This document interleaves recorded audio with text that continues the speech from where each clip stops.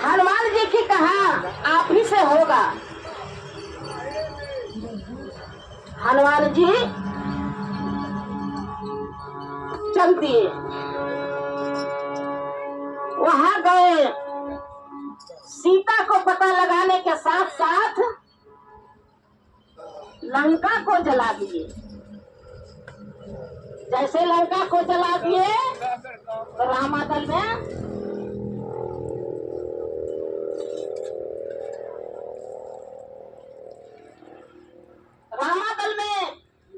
खबर आ गया कि लंका हनुमान जी जला दिए।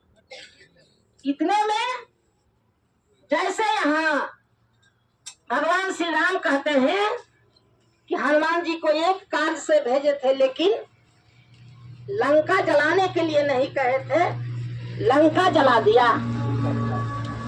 हनुमान जी वहां से आए, भगवान के आगे कर जोड़ के प्रणाम किया, कहा प्रभु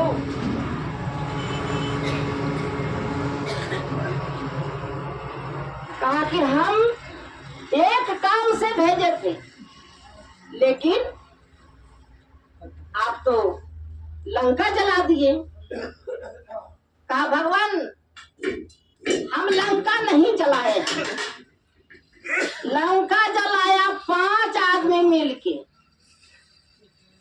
5 आदमी मिलके लंका जलाया, और उसमें आप भी शामिल हैं। भगवान सोचने लगे, हनुमान क्या कैसे विचित्र बातें कर रहे हो? कहा हाँ प्रभु, कहा ये उत्तर देना होगा। कहा प्रभु कौन सा 5 आदमी है? सती का श्राप, पहला 1 नंबर में सती का श्राप, और विभीषण जी का जाप, और रावण का पाप। ऐसा करना चाहिए। और पवन देव हमारा बाप, और आपका पुण्य प्रताप। यही 5 आदमी लंका को जलाया। भगवान सोचने लगे कैसे कैसे। पहला नंबर सती का श्राप जो है, भगवान भोलेदानी अपने पत्नी सती के लिए सोने का महल बनवाए थे,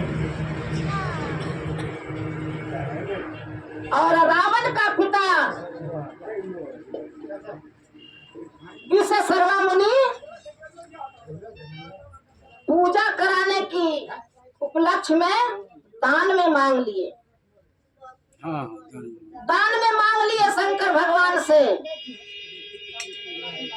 अखनियो ब्राह्मण लोभी होय छे, पूजा कराबल जेथा ना तो तोरा देखो छपरा पर कद्दू झिंगा फरलो छे कि नहीं, दुआरी पर गाय माल छे कि नहीं, पाभर जाबे गरिया दूध ले लेबे, न साग सब्जी मांग लेबे। अखनियो ब्राह्मण लोभी है तो सुरवेश लोभी है, लोभी छेबे करते। जैसे आया सोने की महल देख करके ब्राह्मण को लोभ हो गया। कहा दक्षिणा में हम यही मांगेंगे। यही हुआ। पूजा कराने के बाद विश्वकर्मा मुनि दक्षिणा में मांग लिया। भगवान भोलेदानी तो दान ही किए, लेकिन सती मन में क्रोध रख लिया। वही क्रोध अपने लिए यह सोना के महल बनवाए थे, लेकिन दक्षिणा में दान हमारा पति दे दिया। जो पतिव्रता नारी है वह पति वचन को नहीं टालती है। फिर भी सती को क्रोध रह गया। इस बात के लिए कि जाओ एक न एक दिन इस लंका को जला के मैं कोयला करूंगा, विनाश होगा। हाँ, सती का श्राप और विभीषण का जाप।